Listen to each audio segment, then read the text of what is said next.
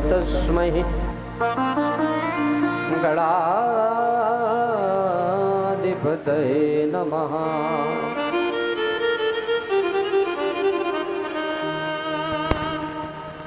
भाव का भूखा हूँ मैं, भाव ही एक सार है।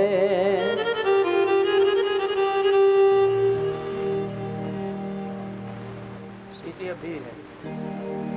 भाव से मुझको भजो तो भव से बेड़ा पार है। गुरुर्ब्रह्मा गुरुर्विष्णु गुरुर्देवो महेश्वरः, गुरुर्साक्षात् परब्रह्म तस्मै श्री गुरुवे नमः। अखंड मंडलाकारं व्याप्तं येन चराचरं तत्पदं दर्शितं येन तस्मै श्री गुरुवे नमः।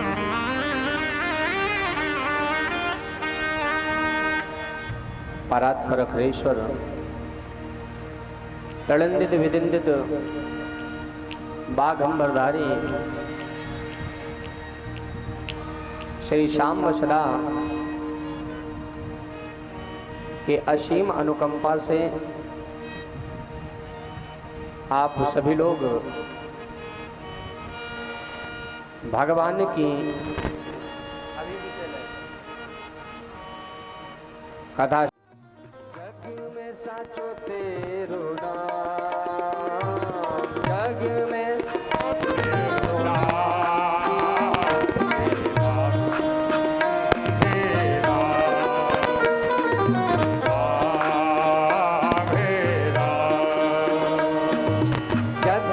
साचो तेरो जग में साचो तेरो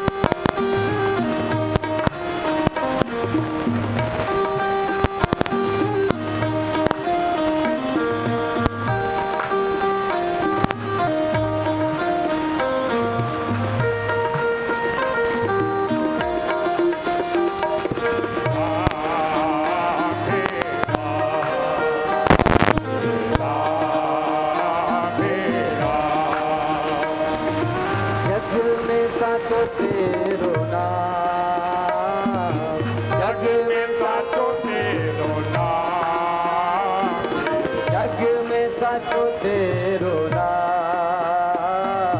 जग में साचो तेरो नाम, तेरा तेरा तू ही माता, तू ही पिता, तो ही माता, तू ही पिता, तू ही माता, तू ही पिता है, तो ही माता, तो ही पिता, तू ही तो राधा का है श्याम, तू ही तो राधा का है प्यार तेरा, तेरा तेरा तेरा जय हो।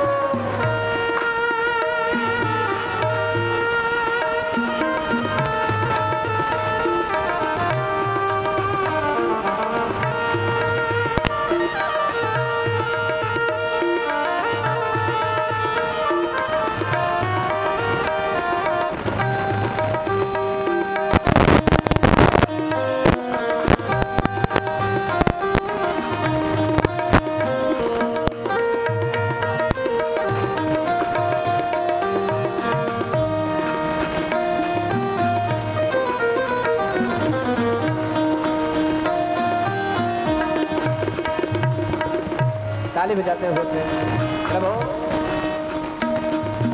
तू अंतर्यामी जग का स्वामी, तो अंतर्यामी जग का है स्वामी, तू अंतर्यामी जग का स्वामी, तो अंतर्यामी जग का है स्वामी, तू ही अंतर्यामी जग का स्वामी, तो अंतर्यामी जग का है स्वामी, तेरे चरणों में चारों धाम, तेरे चरणों में चारों धाम, तेरा तेरा तेरा तेरा तेरा तेरा तेरा बोले राघवेंद्र सरकार की जय हो।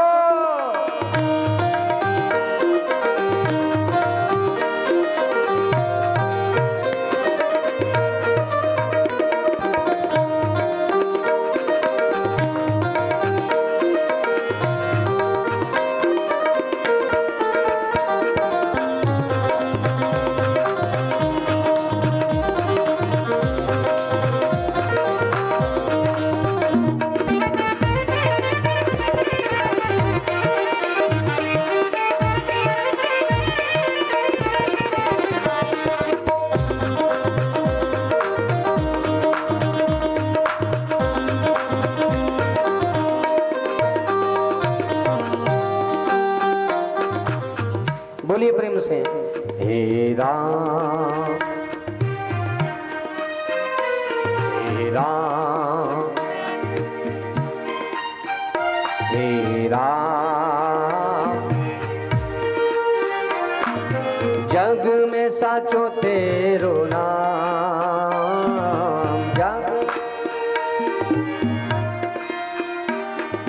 जग में साचो तेरो नाम, जग हे राम हे राम हे।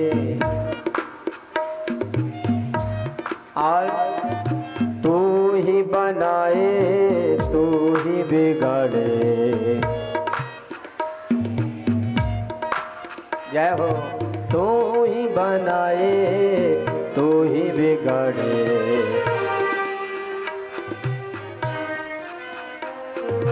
इस जग के सब काम, इस जग के सारे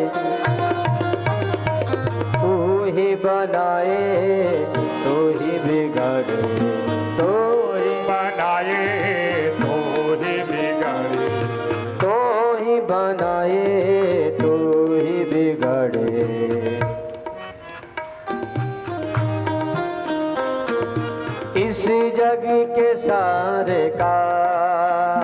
हे राम हे राम हे राम हे राम। जग में साचो तेरो नाम, जग में साचो तेरो नाम। तेरा मेरा तेरा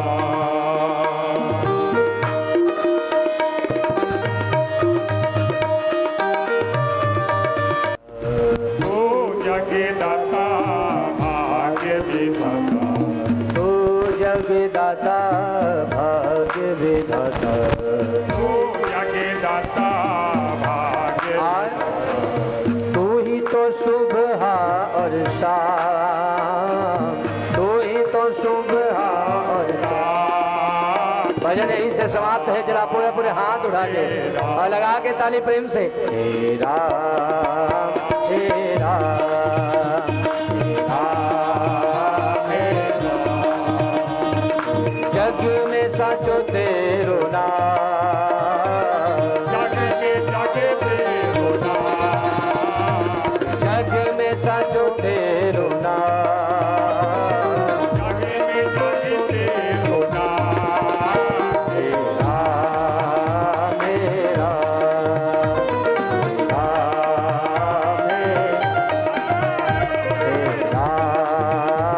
हे राम हे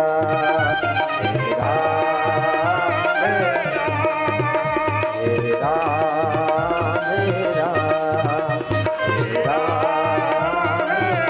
राम हे राम हे राम हे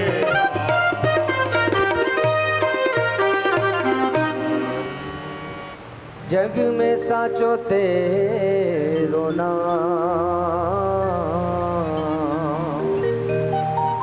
हे राम हे राम। बोल राघवेंद्र सरकार की जय हो। तुलसीदा के कात खिल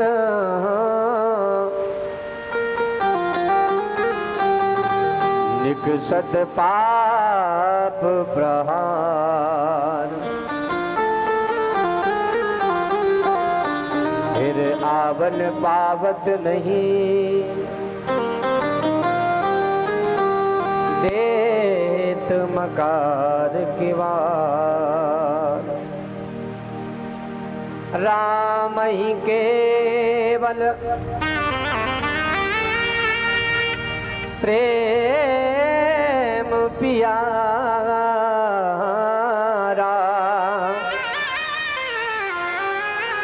जान लेव जो जान निहारा।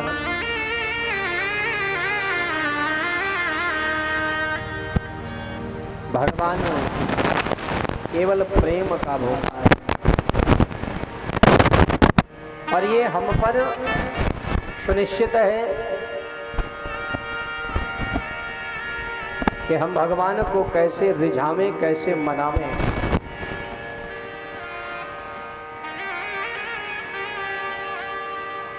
कैसे भगवान से अपने हृदय की बात हमें कहनी है, ये हम पर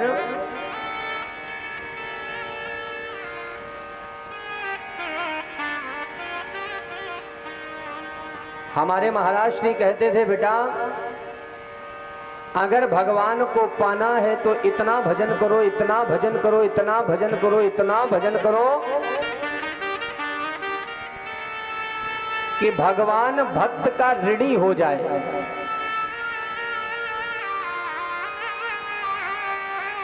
ये नहीं कि आज हमने माला जपी और कल अरे कल जप नहीं करेंगे, अच्छा नहीं, मेरी इच्छा नहीं। कैसे नहीं इच्छा है? आज भजन किया और कल के लिए बैठने के लिए आपके हृदय, आपका मन कह रहा आज नहीं कल पूजा कर लेंगे।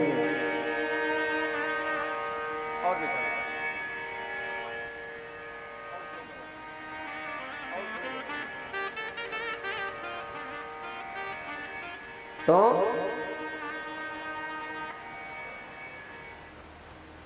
भजन ही, जैसे ध्यान दें, भजन क्यों करना चाहिए? नाम संकीर्तनम यस्सः सर्व पाप प्रणाशनम। जैसे हम जब कोई गाड़ी लाते हैं, 4 पहिया लाते हैं, तो 5-6 महीने में उसकी सर्विस कराते हैं। कराते हो कि नहीं कराते हो? जब बाल बड़े हो जाते हैं तो नाऊ के पास जाकर के बालों को कटवाते हो। करते हो कि नहीं करते हो? और अगर गाड़ी की सर्विस 5-6 महीने में ना कराई जाए तो गाड़ी का इंजन बेकार हो जाएगा। वैसे ही हमारा शरीर भी एक, इसमें हर प्रकार की मशीनरी लगी हुई है, और ये मशीनें सही कैसे रहेंगी? इनकी सर्विस नहीं करानी है, इनकी सर्विस साधारण रूप से कम होगी। केवल भगवान का भजन ही इस शरीर की सर्विस है। लोग कहते हो कि भजन से पंडित जी कैसे सब ठीक होगा? एक प्रत्यक्ष प्रमाण है वृंदावन में प्रेमानंद जी महाराज। यूट्यूब में इस समय बहुत ज्यादा, दोनों किडनी फेल हैं। डॉक्टरों ने कह दिया था 2-3 महीने के अंदर या साल भर के अंदर आपकी विदाई निश्चित है, लेकिन वो भी बहुत जिद्दी थे। राधा रानी की शरण पकड़ ली और इतना भजन करते हैं, इतना भजन करते हैं, इतना भजन करते हैं कि 17 साल व्यतीत हो गए। 17 साल। डॉक्टर ने क्या कहा था कि साल 6 महीने में तुम्हारा टिकट कटने वाला है, कोई बचा नहीं सकता है। दोनों किडनियां फेल हैं। लेकिन उन्होंने विज्ञान को भी जीरो कर दिया। क्यों? क्योंकि विज्ञान से बढ़कर भी कोई विज्ञान बैठा है ऊपर, मेरा परमात्मा।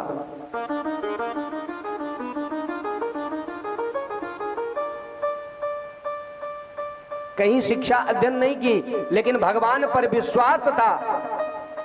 आज मैं उन्हें सुन रहा था तो बहुत अच्छी बात उन्होंने बोली, सुनिए।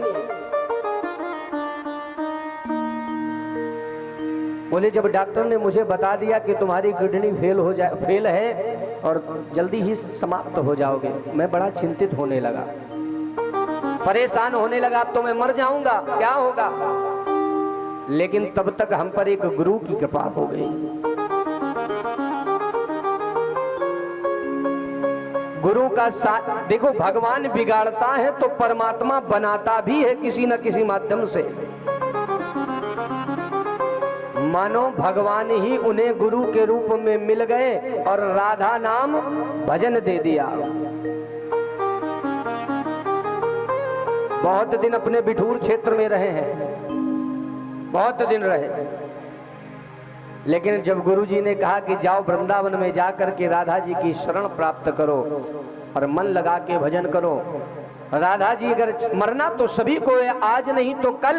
मरने के बाद ये तो नहीं सोचोगे कि भगवान के पास गए कि अगर भजन कर लिया होता तो यहां भी कष्ट होगा और वहां भी भोगना पड़ रहा है। अरे तो यहां तो हमने जो भोग लिया भोग ले, लेकिन इतना भजन कर लो कि यहां भोगने के बाद जब दोबारा जन्म हो तो आपको कष्ट भोगना। जब एक व्यक्ति अपनी दोनों किडनियों को फेल होते हुए भजन के प्रभाव से 17 वर्ष से जीवित है, तो क्या आपके शरीर का रोग समाप्त नहीं हो सकता है? लेकिन हम भजन नहीं करना चाहते, बस दिखावा करना चाहते हैं। दिखावे से कुछ मिलने वाला नहीं है। बोले रात में हमको नींद नहीं आती थी, रात भर। बहुत से ऐसे लोग हैं दवा खा के सोते हैं, नींद नहीं आती है। हाय रुपया, बच्चे क्या करेंगे हमारे बाद, फलाने क्या। जब तुम नहीं थे तब कौन चला रहा था, और जब तुम चले जाओगे केवल महीने भर, साल भर, 6 महीने ही व्यक्ति दुखी होता है, फिर गाड़ी धीरे धीरे। पत्नी होगी तो 6 महीने रोएगी, जब जब याद आएगी तब तब रोएगी। एक हमारे यहाँ का ही अभी एक व्याख्यान है, 40-45 साल के एक व्यक्ति थे, वो समाप्त हो गए गाड़ी से, बहुत घर वाले रोए। और 10 दिन के बाद जब उनके घर से के बगल से हम निकले तो क्या देखे, बढ़िया बाजा बज रहा है, सब नाच कूद रहे हैं।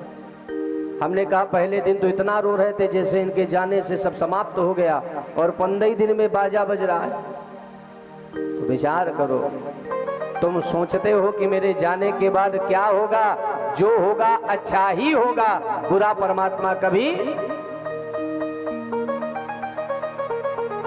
तो बोले मुझे नींद नहीं आती थी, तो गुरुजी ने बताया बेटा जब सोया करो तो भगवान का भजन किया करो, लेटे रहो, लेटे लेटे भगवान का जिस पर तुम्हारी श्रद्धा हो, भोले बाबा पर, बांके बिहारी पर, राधा जी पर, राम जी पर, जिस पर तुम्हारी श्रद्धा हो उसका लेटे जब लेट जाओ तो मन में भजन करो, राम राम शिव शिव कृष्ण कृष्ण राधा नाम जपिए। बोले 1-2 दिन तो हमें दिक्कत हुई, नींद नहीं आई, लेकिन 2-4 दिन के बाद मेरी आदत पड़ गई, जैसे ही भजन करना प्रारंभ करता वैसे ही कुछ क्षण में हमें नींद आ जाती। और दक्ष को देवताओं का जब अधिपत्य प्राप्त हो गया तो ये और अभिमानी हो गया। इसने मन में विचार किया अब तो सब कुछ मिल गया है, अगर मैया का मेरे घर में, माता शक्ति का अगर मेरे घर में जन्म हो जाए तो मेरा जीवन सार्थक हो जाए। मार्चे मुचा सुनेत्राय हृदयाय भृगुमेव च शिरसो अंगिरस व्याखन कुलहे मुनिषत्तमः।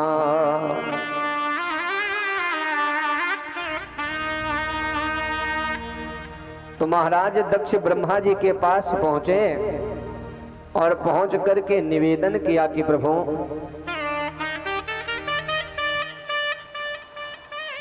सब कुछ तो आपने दे दिया है, देवताओं का अधिपत्य प्राप्त हो गया, लेकिन अगर मैया का शक्ति का मेरे घर में जन्म हो जाए तो मेरा जीवन सार्थक हो जाएगा।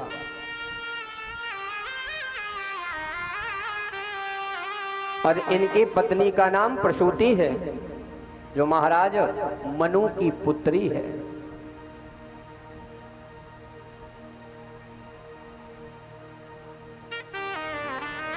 का भजन करो तो ओम के ऊपर जब ओम लिखा जाता है तो ओम के ऊपर वो जो बिंदी रखी जाती है वो शक्ति स्वरूपा है, और बिना शक्ति के कोई शक्तिवान। इसीलिए हमारे सनातन धर्म में जोड़ा बनाया गया है। क्यों? माताएं जो हैं ये लक्ष्मी स्वरूपा या शक्ति स्वरूपा, पुरुष जो है ये भगवत स्वरूप है। और अगर माताएं ना हो तो धर्म की वृद्धि नहीं हो सकती है, सच बात है। आज कलिकाल में, पहले सतयुग, त्रेता, द्वापर में पुरुषों के माध्यम से धर्म रुका हुआ था, लेकिन आज कलिकाल में माताओं के माध्यम से धर्म रुका हुआ है सच बात की नहीं है। कथाओं में माताओं की ही भीड़ अधिक मिलेगी, भजनों में माताओं की ही भीड़। धर्म पत्नी भी 2 प्रकार की होती, एक सुलक्षणा, एक कुलक्षणा। ध्यान दें, एक सुलक्षणा और एक कुलक्षणा। सुलक्षणा कौन है? जो आप जैसे भक्त हैं, ये सब कथा में उपस्थित होकर के भगवत कथा में बैठते हैं और भगवत कथा में सहयोग करते हैं, बढ़ चढ़ करके उसमें भाग लेते हैं, और जो पति के द्वारा कमाया हुआ धन है उस धन की गति बनाती है, वो सुलक्षणा है। पुत्री जो होती है दो कुलों को उतारती है, अपने पति के कुल का और माता के कुल को। अगर पुत्री धर्मवान है तो उसका पुत्र भी धर्मवान होगा, धर्मवान जब पुत्र होगा तो उसका धीरे धीरे वंश जो है सब भगवत रूप हो जाएगा। तो सुलक्षणा कौन है? जो कथा में आके भगवान की कथा श्रवण करते हैं। अगर पति महाशय जी धर्म का काम करने में थोड़ा पीछे होते हैं तो उन्हें धर्म के लिए प्रेरित करते। ऐसे ही एक सेठ जी थे, बहुत कंजूस थे। कंजूस क्या, एकदम इनकी जो धर्म पत्नी थी बड़ी धर्मज्ञ थी। बोले महाराज इतना धन भरा हुआ है, ना हो तो कुछ दान आन किया करो। क्या ये अपने शरीर में अपने बांध के ले जाओगे, छाती पे रख करके ले जाओगे? अरे यही कमाया है तो ब्राह्मणों को, गऊ को, गरीबों को, सबको थोड़ा थोड़ा दान करते रहो। तो सेठ जी कहते देवी सब तो कहा करो लेकिन दान की बात। और वो इतने धन के प्रेमी थे कि अपने अलमारी के सामने ही धन रख के उसके देख देख जिया करते थे। बच्चे भी धन मांगे तो उसे डांट फटकार करके। धर्म पत्नी ने सोचा धन तो इन्होंने बहुत कमा लिया लेकिन धर्म नहीं कमाया है। तो इसने कहा कि जाओ, अच्छा दान नहीं करना चाहते हो तो जाओ गंगा जी में स्नान कराओ जाके। बोले जाएंगे तो लेकिन वहां पर पंडित जी लोग पंडा मिल जाएंगे, कहेंगे कुछ दान दे दो, कुछ संकल्प कर लो, और वो हमसे होने वाला, मर जाएंगे लेकिन दान के नाम पर राधे राधे दे नहीं सकते। बोले तुम ऐसा करना, ऐसी जगह पर स्नान करना जहां पर कोई पंडित बैठता ही ना हो।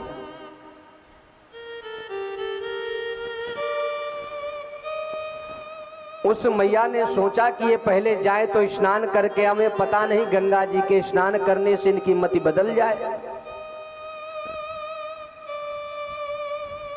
अब बेचारे सेठ जी पैदल ही तान दिए गंगा जी नहाने के लिए, रुपए न पड़ जाए किरावे में। और पैदल चलते चलते चलते चलते कहां पहुंचे? यहां पर गंगा जी का घाट था, वहां बैठे थे, स्नान करने लगे। तब तक पंडित जी लोग बुलाने लगे, आओ जजमान आओ, यहां पर वस्त्र रख लो, यहां पर स्नान कर लो। अब ये सोचे अगर कपड़े रख दिए तो दान देना पड़ेगा और वो हमसे होने वाला नहीं है। इन्होंने कहा हम स्नान करने नहीं आए हैं। इन्होंने अपना बैग उठाया और उठा के बहुत दूर चलते चलते चलते चलते कहां पहुंचे? शमशान घाट। शमशान घाट पहुंचे और चारों तरफ घूम करके देखा कोई दिखाई नहीं पड़ रहा है। सोचे अच्छा मौका है, जल्दी 5-7 डुबकी मार लो। कपड़ों को उतारा, और भगवान भी बड़ा कृपालु है, जो जितना बचाता है किसी न किसी प्रकार से भगवान वो निकाल ही देता है। इन्होंने कपड़ों को उतारा, उतार करके जैसे ही गंगा जी में डुबकी लगाई है, 1 2 3 4, जैसे ही डुबकी आखिरी लगाई 7वीं, जैसे ही मुंह निकाला तब तक भगवान प्रकट हो गए। बोले धन्य है जजमान, आप जैसे दानी महात्मा आते रहते हैं 1 आध साल भर में, और इतना धन दे जाते हैं कि मेरा 1 साल का खर्चा हो जाता है। अब बेचारे सेठ जी न ऊपर के रहे न नीचे के। इच्छा तो थी और नहाने की, लेकिन अब सोचे अगर अब नहाया तो कहीं कपड़े लेके भाग गया तो हम क्या करेंगे। बेचारे जल्दी जल्दी निकले और निकल करके कपड़े पहने। भगवान बैठ गए। बोले जजमान हाथ लाओ, संकल्प करो। बोले हम कुछ नहीं करेंगे। बोले कुछ तो संकल्प करो। बोले आज तक हमने फूटी कौड़ी दान नहीं दिए हो, तुम्हें संकल्प कैसे। बोले यहाँ आए हो तो दान देना पड़ेगा। कुछ तो देकर जाना ही पड़ेगा। सेठ जी ने कहा देखो हम दान तो नहीं दे सकते लेकिन उधार रुपए दे सकते हैं। उधार कहो तो दे दे और फिर तुम हमें कितने दिन में वापस करोगे, ब्याज सहित वापस कर देना। भगवान को उधार देकर के सेठ जी बेचारे घर आ गए और घर आकर के भोजन ही कर रहे थे तब तक भगवान प्रकट हो गए। फिर वहां बोले जजमान की जय जयकार हो। सेठानी बिचारी बाहर निकली, बोले महाराज कहाँ से? बोले अभी पंडित जी ने हमें उधार रुपए कुछ दिए थे तो वही वापस करने आए। सेठानी ने कहा हाय भगवान, कोई दान करता है कि उधार देता है? सेठ जी के पास सेठानी पहुंची, बोले किसी को उधार रुपए दे आए थे, वो देने के लिए आया है। तो सेठ जी ने कहा ये घर तक आ गया है, सेठानी हमारी बड़ी धर्मज्ञ है, कुछ ना कुछ दान जरूर कर देगी।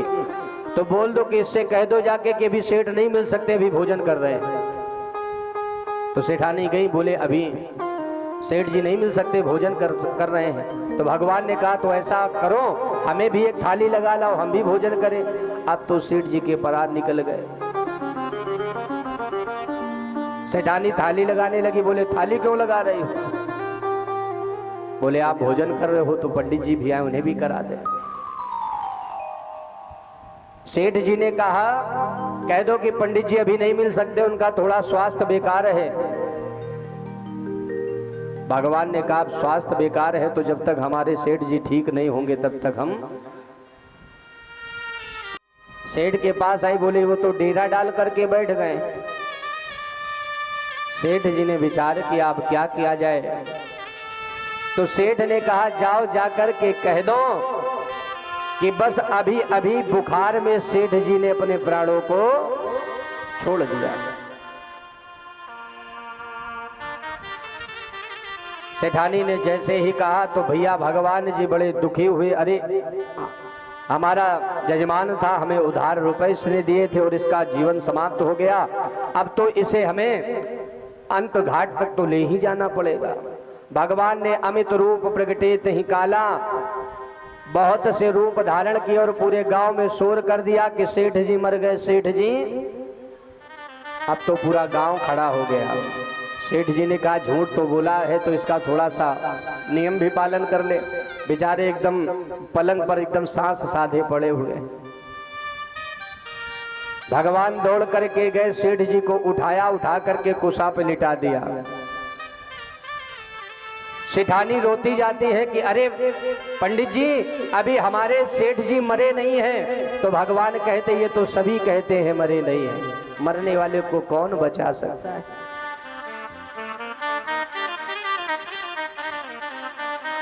मैया रो रही है लेकिन भगवान ने किया क्या, उसे बांस में बांध करके शमशान घाट ले गए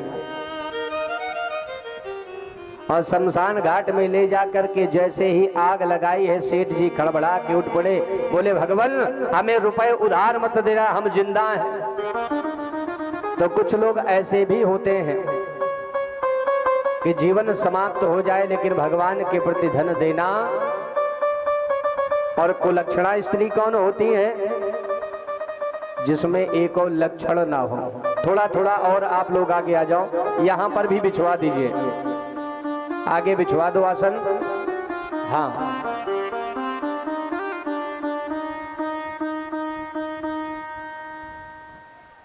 तो भगवान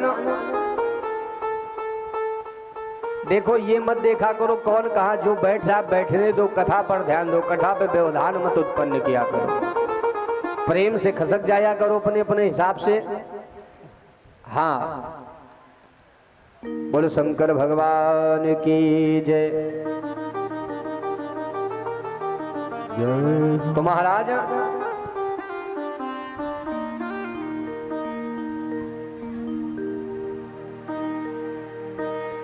दक्ष ने घनघोर तप किया माता के लिए। मैया ने आशीर्वाद दिया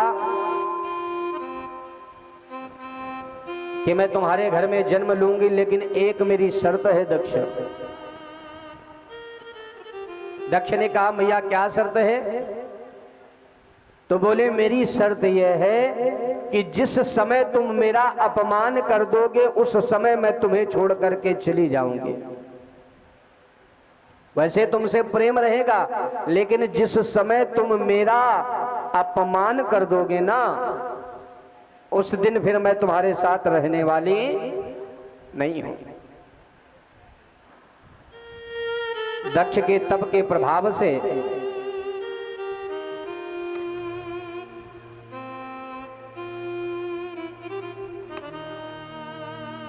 प्रसूति के गर्भ से मैया सती का जन्म हुआ।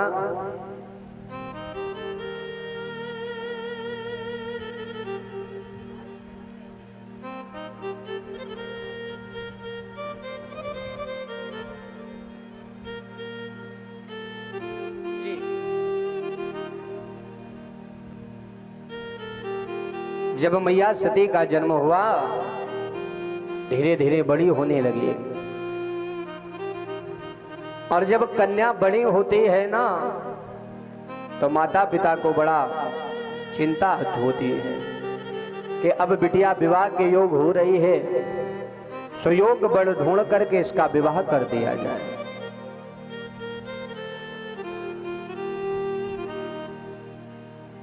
महाराज दक्ष ब्रह्मा जी के पास गए, बोले पितामह हमारी पुत्री विवाह के योग्य हो गई है, आप बताओ इसका विवाह किसके साथ कर दूं?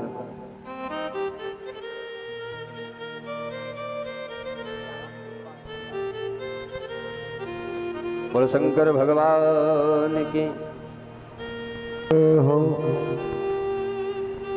ये थोड़े मैं कम करूं, थोड़े कम करूं। तो ब्रह्मा जी ने कहा जो शक्ति है उसे केवल शिव ही धारण कर सकता है, संसार में और कोई ऐसा नहीं है जो इस शक्ति को धारण कर सके। शिव का जब जब शक्ति का जन्म होता है तब तब उसे शिव ही प्राप्त होते हैं।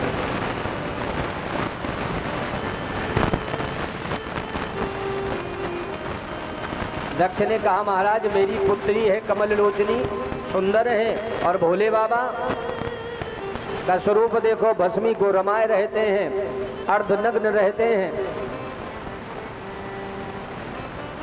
अर्धनग्न रहते हैं, सर्पों को लपेटे रहते हैं, गले में मुंडों की माल अवधूत रूप धारण किए रहते हैं, और अपनी इतनी सुंदर सी पुत्री हम बाबा भोलेनाथ से। ब्रह्मा जी ने कहा रे बेटा तुमने अभी तक भोले बाबा को जाना ही नहीं है,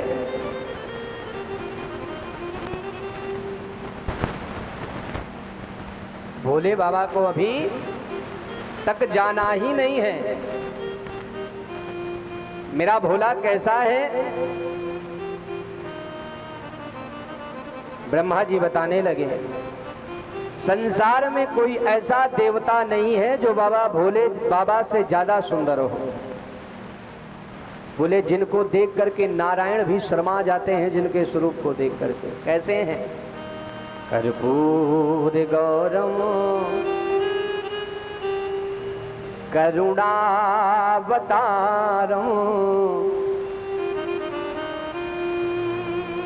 भोजगे सदा हृदयार भवं सहितम।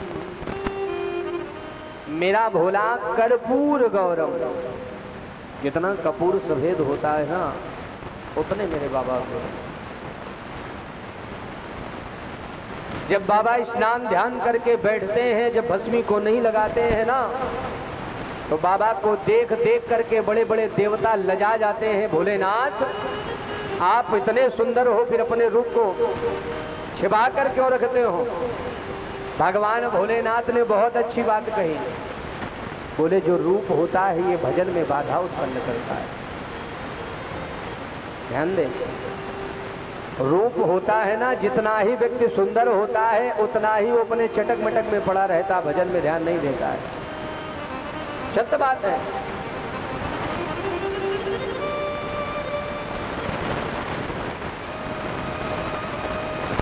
स्वरूप हम देखते क्या है, ऊपर का स्वरूप देखते हैं, गोरी चमड़ी देखते हैं, लेकिन मेरा बाबा अंदर का स्वरूप देखता है।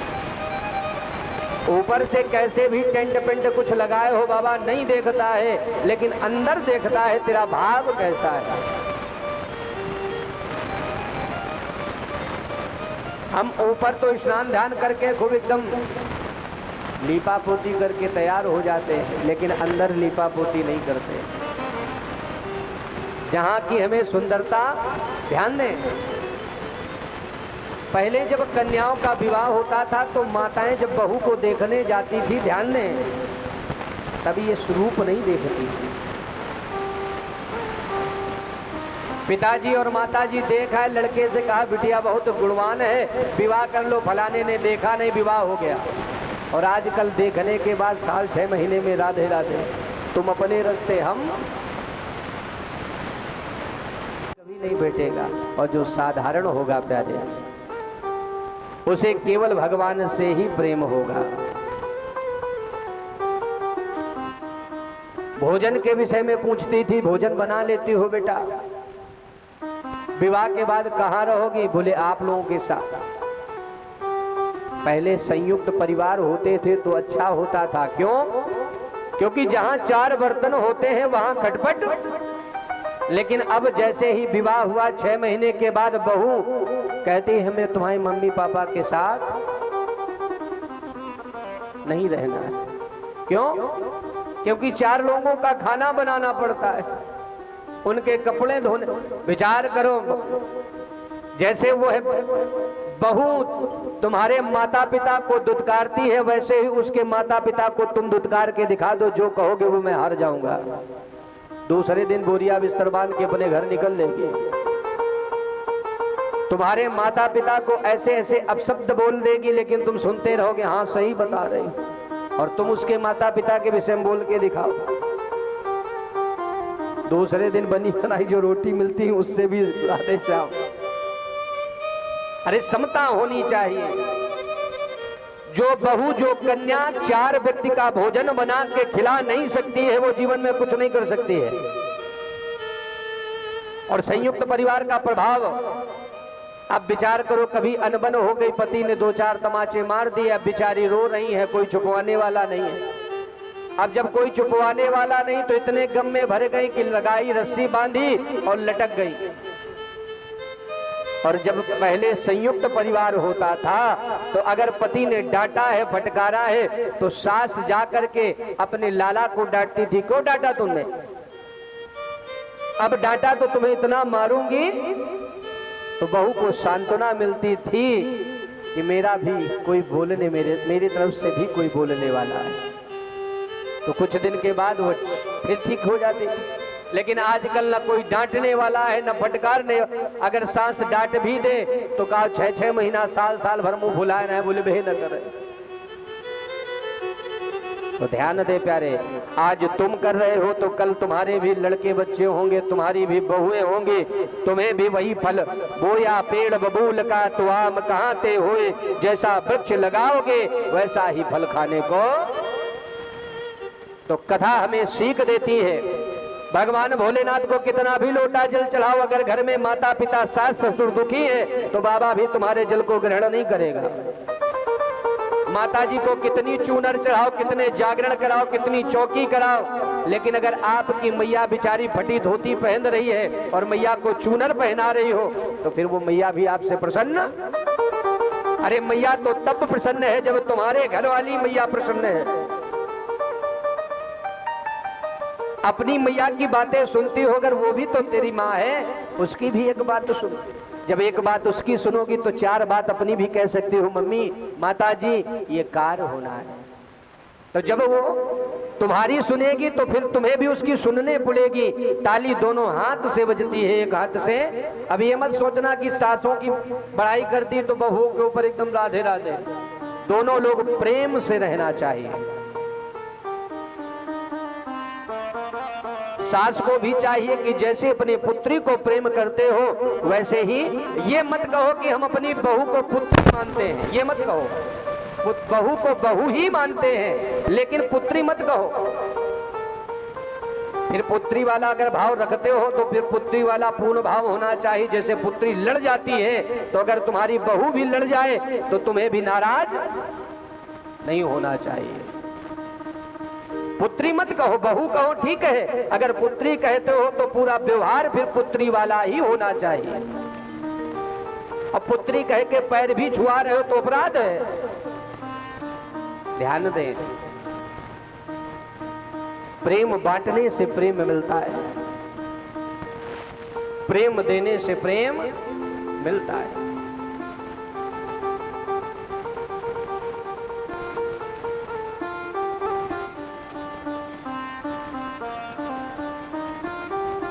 ब्रह्मा जी कहने लगे, दक्ष तुम भोले बाबा के विषय में नहीं जानते हो, अगर जिस पर ये रीझ जाएं तो उस पर बहुत कृपा करते हैं।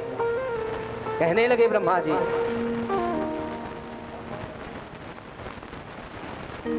कहने लगे,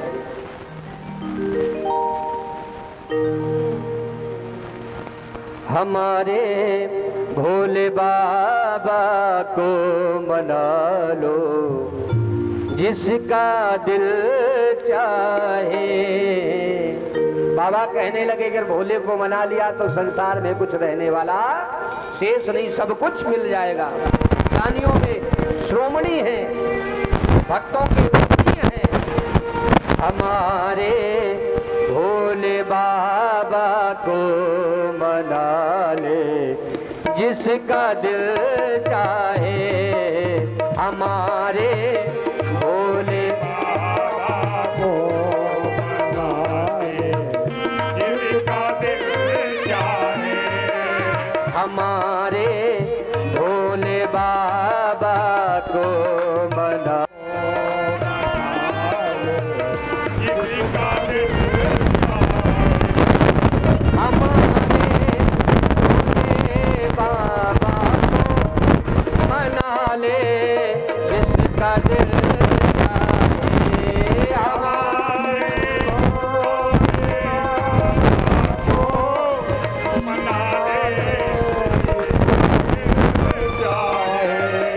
हमारे भोले बाबा को मनाए जिसका दिल।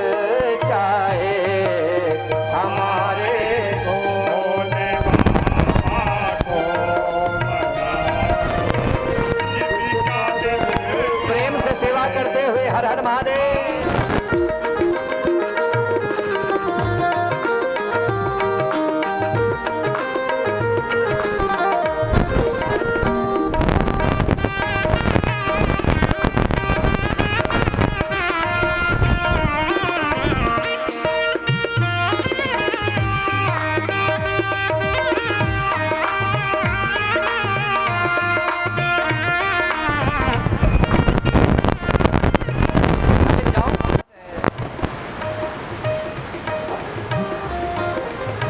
ब्रह्मा जी कहने लगे बाबा कैसे है, ध्यान दो। तुम्हारी जब पुत्री का विवाह हो जाएगा तो पुत्री के सौभाग्य जग जाएंगे। बताने लगे, शीश पर चंद्रमा सोहे, गले में मुंड माला है। शीश पर चंद्रमा सोहे, गले में शीश पर चंद्रमा सोहे, गले में मुंड माला है। शीश पर चंद्रमा सोहे, गले में मुंड माला। और जटा से जटा से बह रही गंगा नहाने जिसका दिल चाहे। जटा से बह रही गंगा नहाने जिसका दिल चाहे। हमारे भोले भोले बाबा को मना ले जिसका दिल चाहे।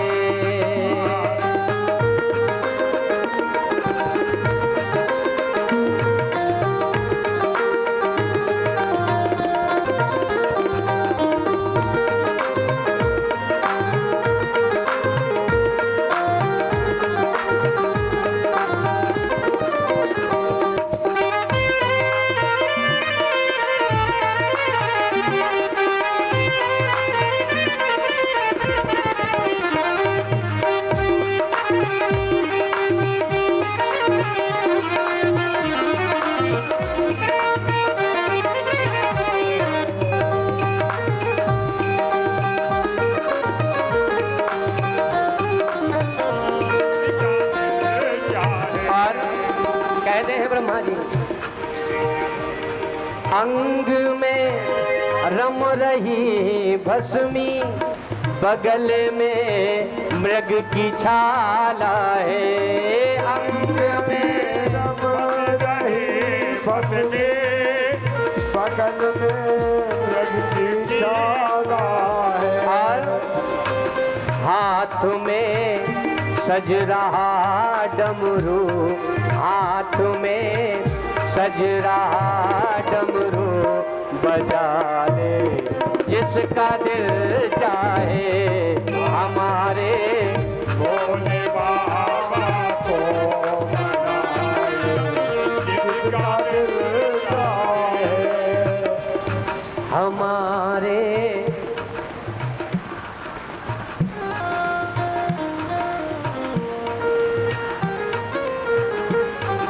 हमारे भोले बाबा को मना ले जिसका दिल चाहे। हमारे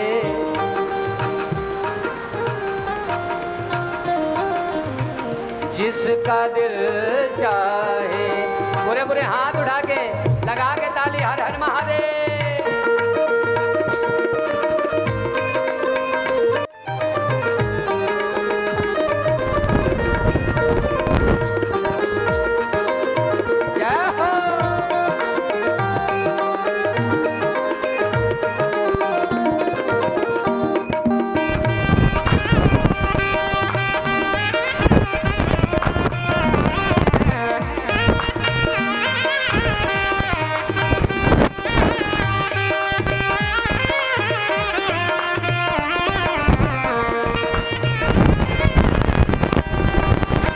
और अगला भाव ताली बजाओ प्रेम से, बड़ा ही प्यारा भाव। ना दिया संग में सोहे, बगल में प्यारी मैया हो, तो बड़ी ही दिव्य छवि होगी। ना दिया संग में सोहे, बगल में प्यारी मैया हो। ना दिया संग में सोए, बगल में प्यारी मैया। और गोद में गोद में प्यारा गणपति हो खिलाओ जिसका दिल चाहे। गोद में प्यारा गणपति हो जिसका दिल चाहे। हमारे भोले बाबा को मना ले जिसका दिल चाहे। हमारे भोले बाबा को मना लो जिसका दिल जय हो। चाहे।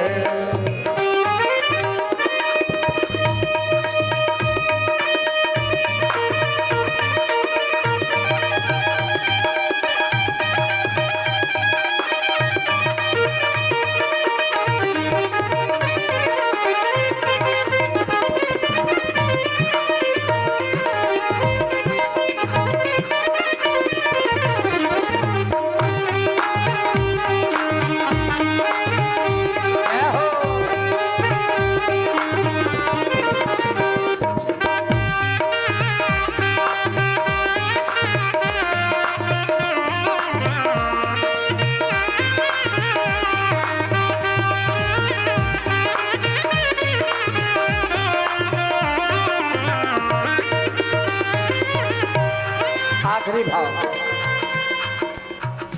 मंदिर में भोले बाबा है, भक्तों का आना जाना हो। मंदिर में भोले बाबा है, भक्तों का आना जाना और भीड़ भक्तों की है भारी, भीड़ भक्तों की है भारी। मांग लो जिसका दिल चाहे, हमारे भोले बाबा को मना ले जिसका दिल चाहे।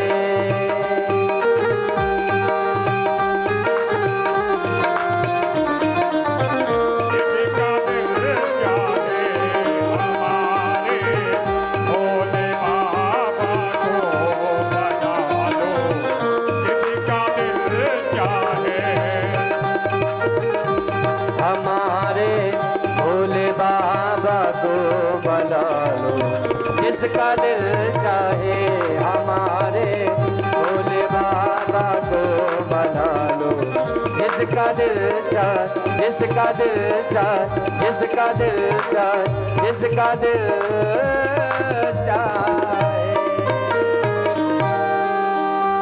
हमारे भोले बाबा को मना ले जिसका दिल चाहे। बोलो शंकर भगवान की जय हो।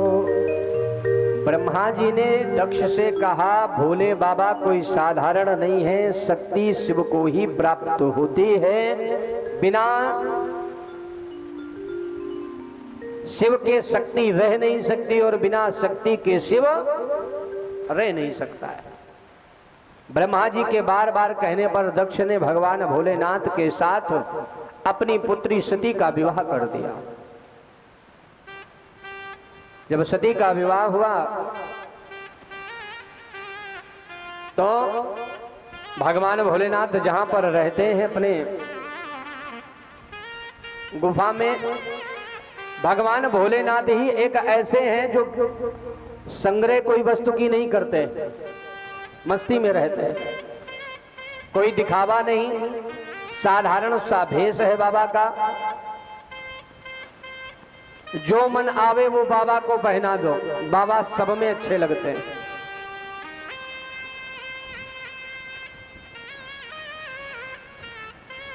एक बार भगवान भोलेनाथ बैठे हैं और नारद जी का आगमन हुआ। नारद जी ने कहा, मैया और सब सकुशल? बोले सब बाबा के साथ हैं तो सब आनंद ही है।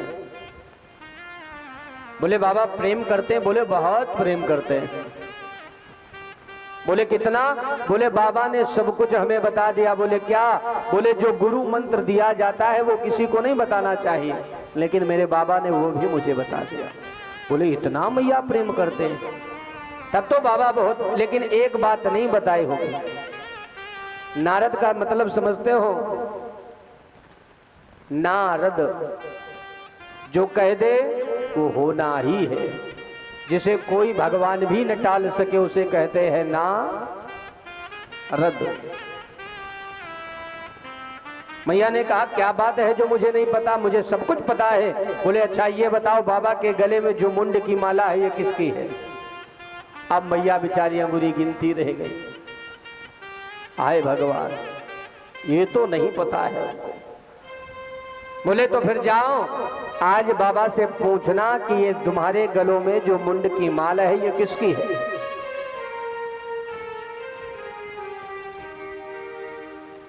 भगवान भोलेनाथ बड़े कृपालु हैं, दयालु हैं। मैया जब नारद जी ने इतना कहा तो मैया का थोड़ा मुंह लटक गया। अब थोड़ा मुंह फुला के बाबा के पास पहुंची, जैसे भाव से जो पूजन करती थी उतना भाव नहीं लगा। बाबा समझ गए कोई बात है और सच बात है।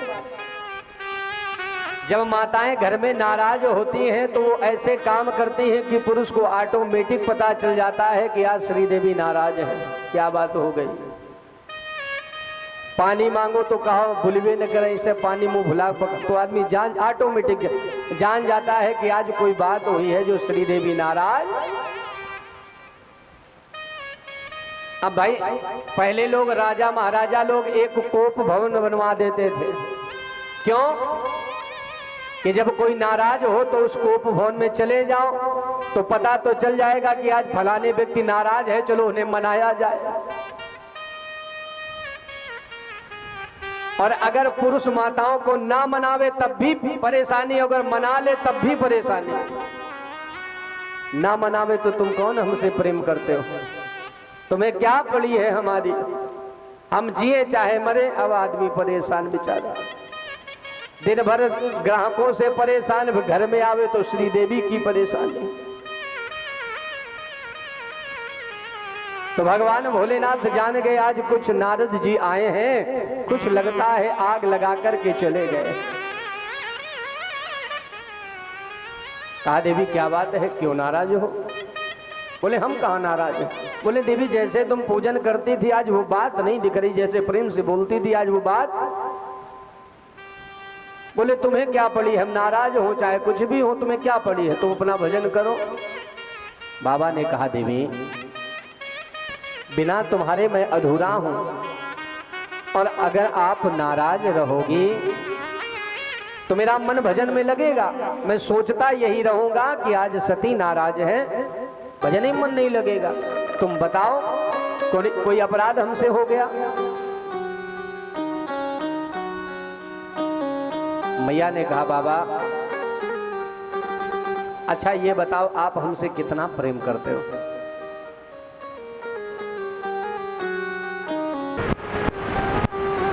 मैया ने कहा बाबा अगर हमसे प्रेम करते होते तो एक बात नहीं छुपाते। भगवान ने कहा क्या बात मैंने तुमसे छिपाई? बोले बाबा बहुत बड़ी बात छिपाई। बोले क्या? बोले तुम्हारे गले में जो मुंडों की माला है आज तक हमें बताया कि ये किसकी माला है? भगवान भोलेनाथ ने कहा देवी आज तक तुमने पूछा नहीं तो मैंने बताया नहीं। जितना तुम पूछती रही उतना मैंने आज तक बताओ न बताया हो तो कहो मुझसे, सब तो बता दिया। इस विषय में आपने पूछा नहीं तो मैंने बताया भी नहीं, आज पूछती हो तो मैं बताता हूं। मैया बैठ गई। बोले देवी ये जो माला है ये सब तुम्हारे शीश हैं। मैया ने कहा शीश है? बोले हाँ देवी। बोले जितने बार तुम्हारा जन्म होता है, जन्म होने के बाद जब तुम्हारा शरीर शांत होता है तो मैं तुम्हारे सिर को इतना तुमसे प्रेम करता हूं कि तुम्हारे सर को काट करके अपने माला में पोह लेता हूं। बोले कितने जन्म हो गए? बोले 108। ओ बाबा तुम्हारे? बोले हमारे एको नहीं। बोले अब तो मैया और नाराज। बोले हम मरते रहे और तुम जीवित रहे, एक बार हो चलो बर्दाश्त हो जाए, 108 बार हम मर गए हो तुम ये कोई बार नहीं मरे, ये तो बाबा बड़ी गलत बात है। तुम क्यों नहीं मरे? बाबा ने कहा हमने ऐसी अमर तत्व भक्ति की है, अमर कथा से मुझे न जरा आती है न मेरी मृत्यु होती है। शंकर भगवान की जय हो।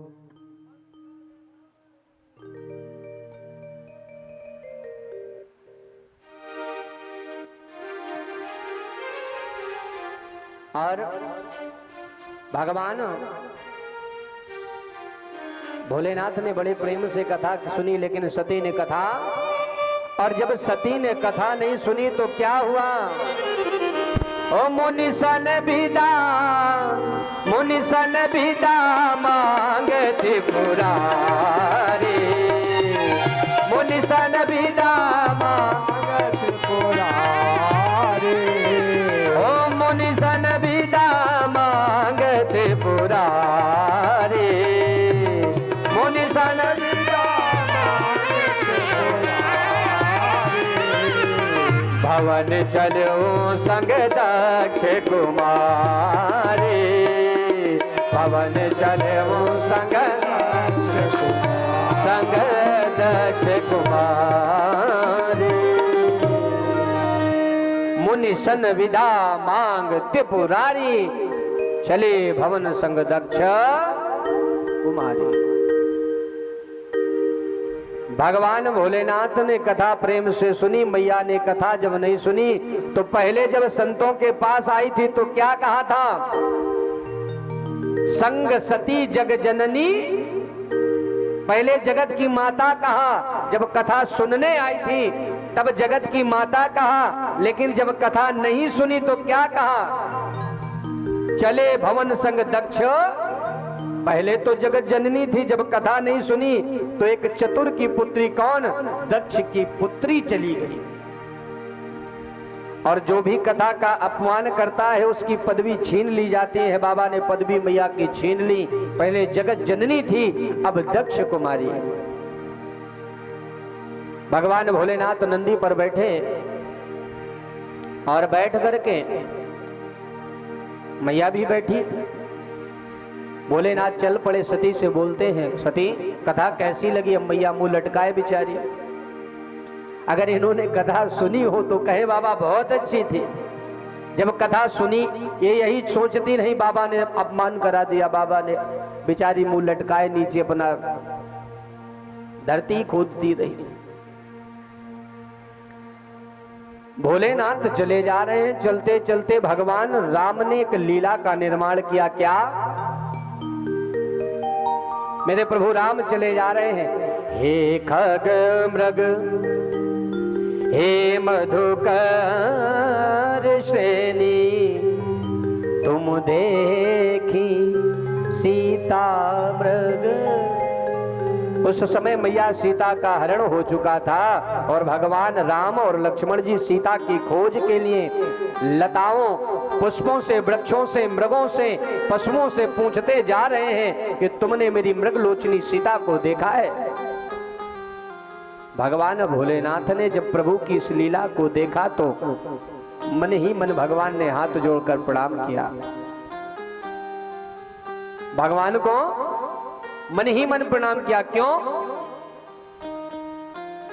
क्योंकि जानते हैं कि अभी हम सार्वभौम से प्रत्यक्ष में प्रणाम करेंगे तो सती पूछ देगी कौन है ये?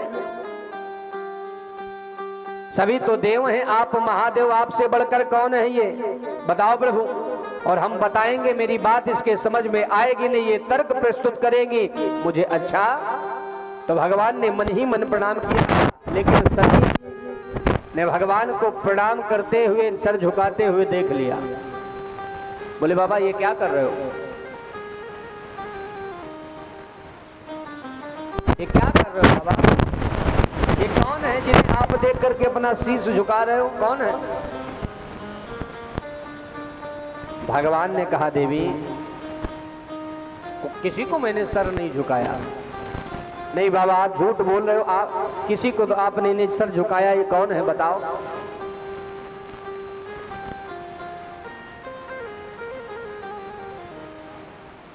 भगवान भोलेनाथ ना चाहते हुए भी मैया को बताना पड़ा। क्या बताया?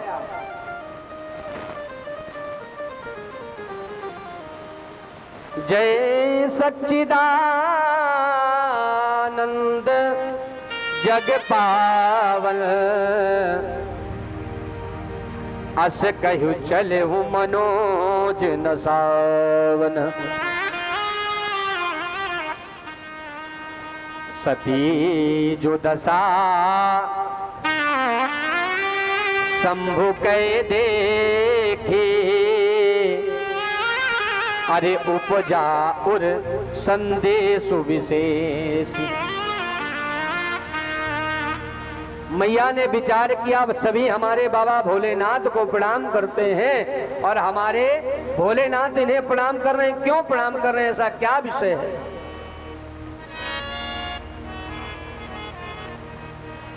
क्यों प्रणाम कर रहे हैं मेरे भोले बाबा?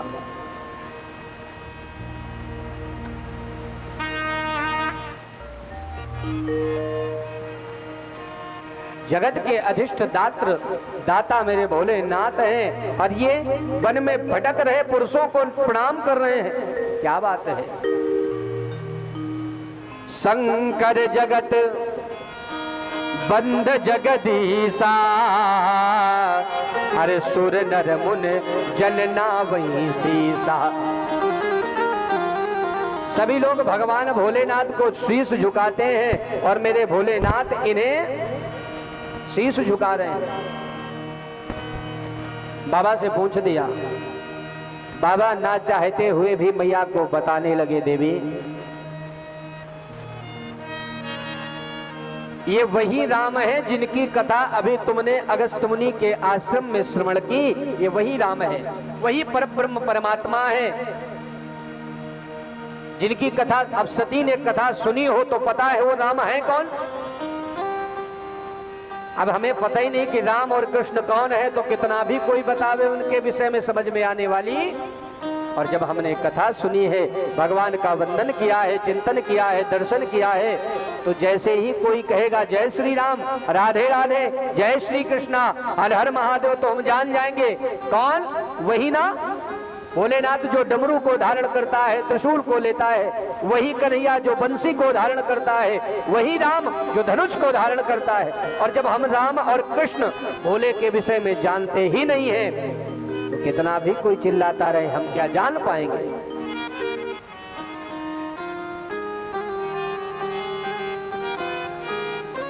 भगवान ने कहा जासु कथा कुंभस ऋषि गाई, भगत जासु मैं मुनहि सुनाई।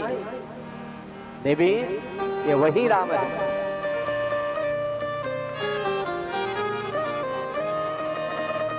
और बताने लगे,